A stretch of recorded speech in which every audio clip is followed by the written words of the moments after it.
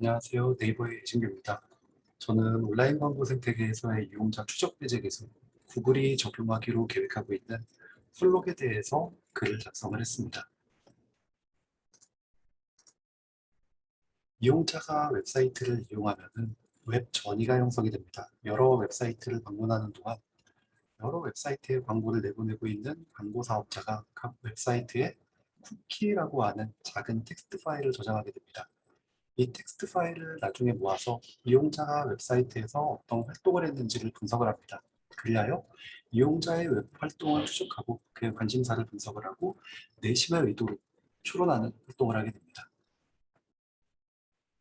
이와 같은 제3자 쿠키가 이용자의 웹 활동을 추적함으로써 프라이버시를 침해한다라고 하는 주장은 매우 다양한 지점에서 제기가 됐습니다. 그리하여 제3자 쿠키를 배제해야 된다라는 다양한 기술적인 제안이 제시되었는데, 다만 화면에서 보시는 것처럼 여러 학술적인 연구를 통해서 제3자 쿠키가 배제되는 경우에는 웹사이트가 거둘 수 있는 수익이 최소 4%, 많을 때에는 70% 이상 감소가 되며, 이와 같은 경우 웹 생태계가 더 이상 유지되기 힘들다라고 하는 주장도 제기되고 있습니다.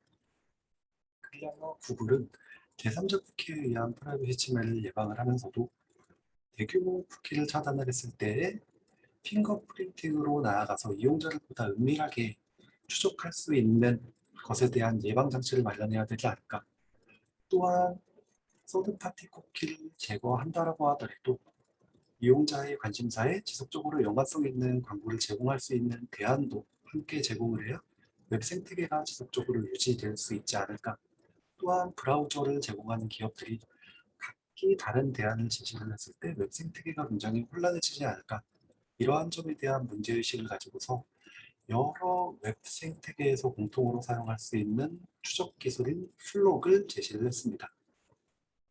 플록 같은 경우는 말 그대로 코드에 대한 연합학습을 의미합니다.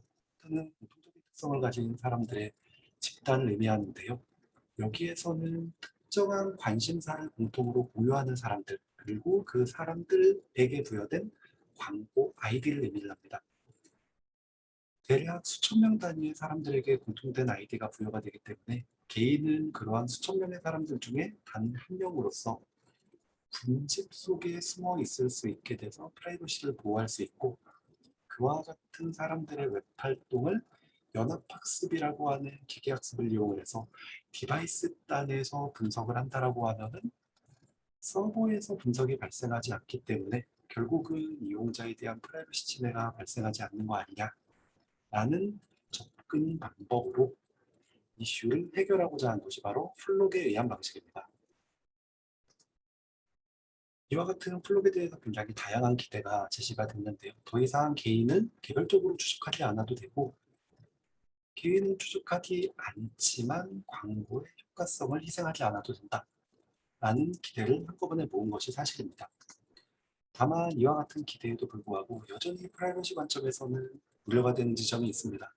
감시 자본주의가 지속이 될 수 있다라든지, 제3자 쿠키가 가지고 있었던 장점을 취하지 못하고 그대로 다 제거한다라든지, 기존의 제3자 쿠키에 기반했었던 높은 광고 연관성을 더 이상 기대하기 어렵게 된다라든지, 플록이 여전히 이용자의 민감 정보에 기반한 타겟팅을 할 수 있다는 가능성을 배제할 수 없다라든지, 또는 플록 역시 아이디로 활용이 되기 때문에 이용자를 은밀하게 추적할 때 활용할 수 있는 브라우저 핑거프린팅에 사용이 된다라든지, 마지막으로 사람들의 관심사를 여전히 웹에다가 전달해서 공개 가능하게 한다는 것은 이용자의 프라이버시를 침해할 수 있는 거 아니냐라는 주장이 제기되고 있습니다.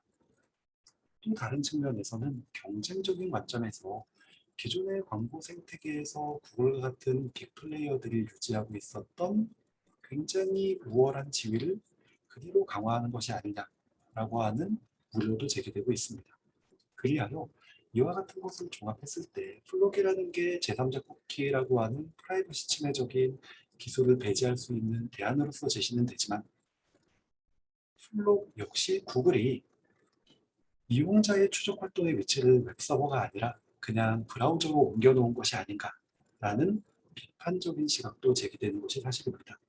그리하여 이와 같은 플러그이 실제 어떤 기술적인 특성을 가지고 있고 어떠한 방식으로 프라이버시를 보호한다고 주장을 하고 있고 이에 반해서 학자들 또는 시민사회는 플러그이 여전히 프라이버시 보호 측면에서 어떤 측면이 더 보강이 되어야 되는지 등에 관한 의견을 제기를 하고 있는데 이와 같은 내용을 종합적으로 모아서 작성한 것이 이번 제 기고문이 될 것 같습니다.